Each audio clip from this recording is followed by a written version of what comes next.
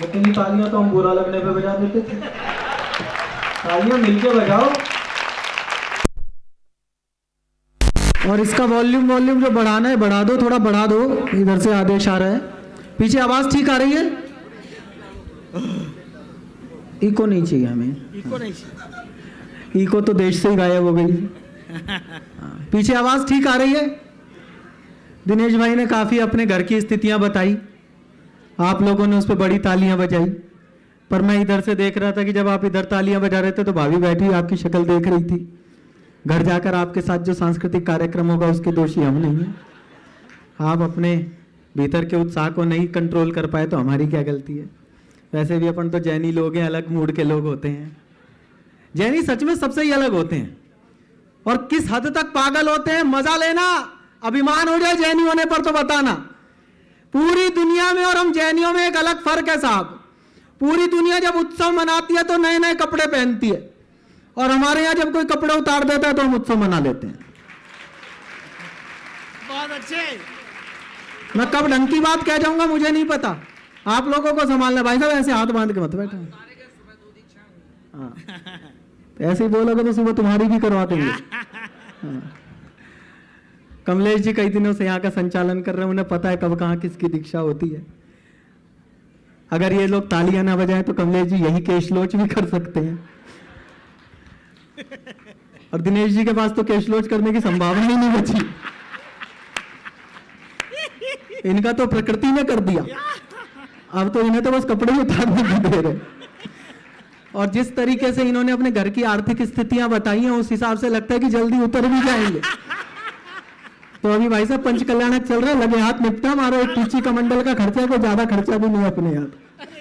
हम सच में अलग लोग हैं साहब। हम लोग अपने उत्सव मनाने जानते हैं, फिर अभिमान करना अपने तीर्थों पर। मैं जिन्हें बुलाने जा रहा हूं उनको एक बड़ा पुलिस अधिकारी होने से अधिक फक्र इस बात का है कि वो जैन समाज में पैदा हुए हैं, वो जैन परिवार में पैदा हुए हैं।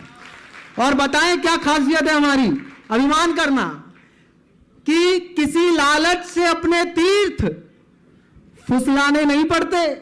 हमारे ऐसी कोई परंपरा नहीं है, ये वाला काम हो जाएगा तो वहां नारियल चढ़ाने आएंगे, ये वाला काम आ जाए तो वहां धागा बांधने आएंगे। किसी लालच से अपने तीर्थ फुसलाने नहीं पड़ते। हमें मन्नत के धागे बांधकर आने नहीं पड़ते। हमारे तीर्थ बिन मांगे ही देते हैं हमें सब कुछ। हमें कुछ मांगने को हाथ फैलाने नहीं पड़ते। बहुत अच्छे। जैन होने का अर्थ यह है कि हम अपनी परंपराओं पर अभिमान कर सकें। जैन होने का अर्थ यह नहीं है कि अलमारी में जिनवानी को रखकर हम उसे धूप बत्ती दिखाएं।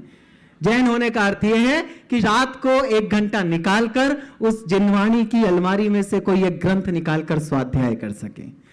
हम लोगों ने पिछले 40-50 साल में यही अपराध किया कि हम जिन किताबों को पढ़ना था उन्हें धूप बत्तियां दिखाते रहे, और वो किताबें केवल पूजन की सामग्री बनकर रह गई, जबकि वो हमें पूजनीय बना सकती थी।